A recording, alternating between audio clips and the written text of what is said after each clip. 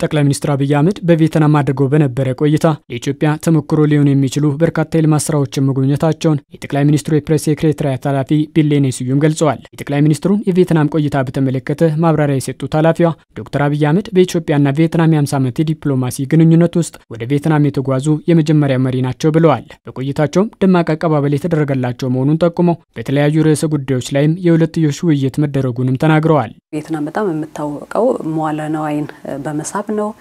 ኢንዱስትሪ ዘርፍ ላይ በግብርና ዘርፍ ላይ የነበረችበት አውድና አሁን ያለችበት አውድ ወደ መካከለኛ ገቢ ሀገራት የገፋትና የመንሰራራት ዘመን የራሳቸውን ያሳለፉ እንደመሆናቸው እኛ ደግሞ እንደ ኢትዮጵያውያን ባለፉት ጥቂት ዓመታት ውስጥ ብዙ አላማ ሰንቀን ጠቅላይ ሚኒስትሩ እያንቀሳቀሱ ያሏቸው በጣም ብዙ ኢኒሺቲቮችም አሉ።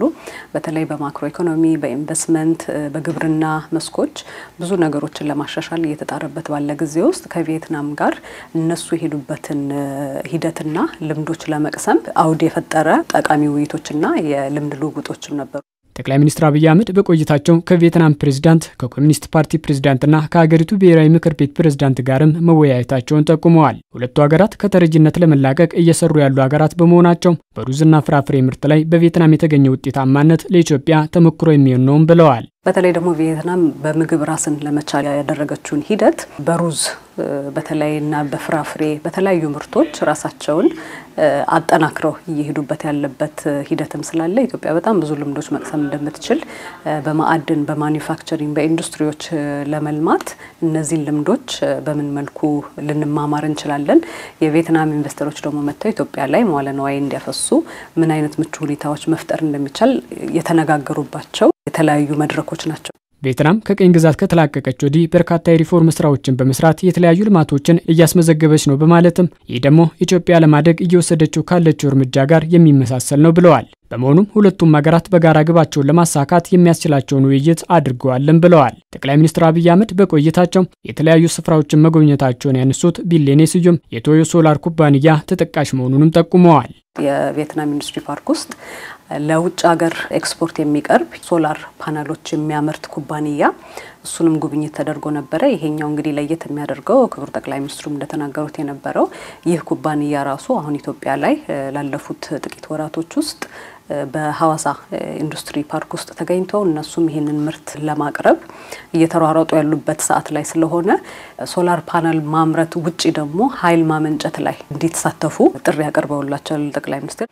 ሶስተኛው ጠቅላይ ሚኒስትሩ ከልዑክ ቡድናቸው ጋር ያደረጉት ጉብኝት የነበረው እንግዲህ የሃኖይ ስማርት ሲቲ ፕሮጀክቶች ላይ ማለት ነው። እንግዲህ እንደሚታወቀው የኢትዮጵያ በጠቅላይ ሚኒስትሩ አቅጣጫ ሰጪነት ከአዲስ አበባ ውጭ ሁሉ በተለያዩ ከተማዎች የኮሪዶር ፕሮጀክቶች እያንቀሳቀስን ያለ ነው። ስለዚህ ከሱ ጋር ደግሞ ተያይዞ እንደዚህ አይነት ጉብኝቶች በሌላ ሀገራት የሚፈጥሩልን አውድ ምንድነው?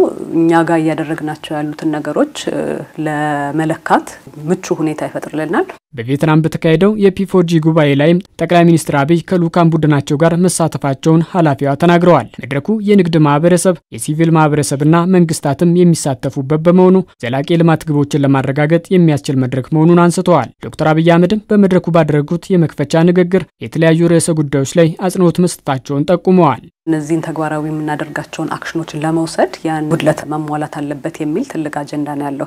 ከዚህ ጋር ተያይዞ ይህንንም ጉዳይ እንደገና ጠቅላይ ሚኒስትሩ አጽንኦት ሰጥተውታል። ፋይናንስ ያስፈልጋል፣ ይህንን ክፍተት ለመሙላት እዛ ላይ በደንብ መሰራት አለበት የሚል ነው። ሁለተኛው ደግሞ ለአፍሪካ ሀገር ላይ ያለውን የኤነርጂ ኢንቨስትመንት ወይም መዋዕለ ንዋይ ክፍተት እሱ ላይ መሞላት አለበት። ኢትዮጵያ በተለይ ደግሞ ታዳሽ ኃይል የምታመነጭ ቀዳሚ ሀገር እንደመሆኗ እዚህ ላይ ያሉ ኢንቨስትመንቶች የበለጠ በረታቱ ይገባልና ሀገሩ ላይ ራሱ ይሄ መንጸባረቅ አለበት የሚለው ያነሱት ሐሳብ ነበር።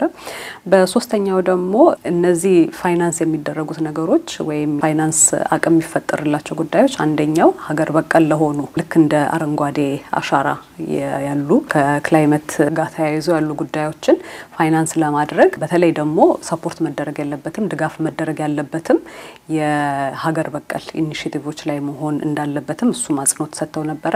ኢትዮጵያ ከ2019 ጀምሮ በመድረኩ ስትሳተፍ መቆየቷን በመጠቆም በቀጣይ የሚደረገው ጉባኤ በኢትዮጵያ ይሆናልን ብለዋል። መዝጊያው ንግግር ላይም ያያቸውን ነገሮች በኮንፈረንሱ ላይ በተለይ ጀማሪ ኩባንያዎች በነዚህ መስኮች ላይ ተሰማርተው እየታገዙ ያሉትንም በኤግዚቢሽን መልክም የኛም ራሳችን ኢትዮጵያውያን የተሳተፉበትም ኤግዚቢሽን ስለነበረ ከሱ ጋር ተያይዞ ይሄ መድረክ ለነዚህም ጠቃሚ አይነት አውድ እንደፈጠረ እሱንም አንስተዋል በንግግራቸው።